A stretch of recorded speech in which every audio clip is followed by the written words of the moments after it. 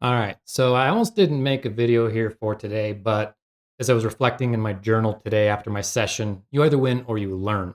And maybe sharing some of the lessons is even more valuable than sharing a winning trade. So I decided to press the button and record. Now we're looking at MNQ. Today's Wednesday, March 25th. And just to give some context for today, I skipped a winning trade. And while that's not necessarily a bad or a good thing, within that for me personally was a lesson that I wanted to share. So here we can see flat on the day, didn't take any trades. But let me explain what happened here and it'll make a little more sense before we get into it. Now, going into the higher time frame, let's switch over here. This is the 4-hour chart. Let's go to the 1-hour chart. We can see here's 9 a.m. This blue vertical line.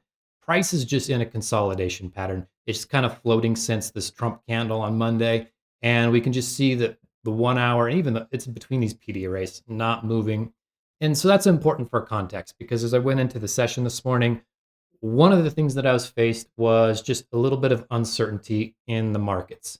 Um, and in the way I was looking at the charts this morning, what I wanted to see is what we can see here, this arrow and this circle, is I wanted to see NQ come up and take buy side liquidity up in here. There's a bunch of highs and such. And then I wanted to take a short down and see it dump. And I figured that was good enough for me. It looked good on the lower time frames. I could be confident in a short. Um, Now, what happened? Well, we got the short, but I didn't take it. And if we look at this right here, this is an inversion. Oops, wrong template. And I would have gone in like this, and I was torn. And I was sitting here looking at this, and I'm like, oh man, we have SMT at these highs. Um, it just didn't swing up and grab my level. So where is SMT? Right there.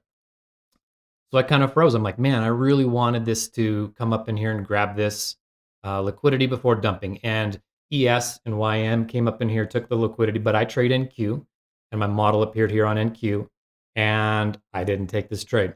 And initially, I was like, well, that's okay. You don't have to take a trade. But when I was reviewing my trading notes, one of the things I noticed is just how back and forth I went on this setup right here. And of course, that's in the matter of just, whatever let's call it one. As soon as this gap formed, so somewhere in these candles, I was eyeballing the possibility of a short. So within this time span of like 5 or 6 minutes, I spent the entire time going like, oh man, what if it closes below this gap? It doesn't sweep the liquidity up in here, and then it runs for my targets without me. Because that's something that's happened before. And I noticed the mental gymnastics that were happening right in there. And in hindsight, that was the second thing that really got me today. Now, the first thing was just indecision in the market, which I generally like 85, 90% of the time, I'm like, I know where the market's going. There's very few days where I show up and I got a bad read on the market. But today was one of those days. Now, had I had a better read on this trade setup, maybe I would have taken it. And this is what I realized. The lesson here was that my rules, my criteria weren't very clear. Obviously, this was a winning trade. It hurt a little bit to watch it just straight run to my targets without me. And then I saw two of my mentors had taken this trade. And then it really got me to think a lot about this, you know? So the lesson here is that I had undefined rules or trading criteria. In other words, the way my rule set works is I'm looking for the liquidity sweep. And I would have been even happy if NQ would have taken the liquidity right here and left this liquidity, the teal line alone. I would have been happy enough to probably have gotten into the trade, but it didn't. So what I ended up deciding and kind of adjusting with my rule set here is, I require a key level to be swept, and it can be any of these key levels. And I guess this is actually not relevant, but doesn't matter.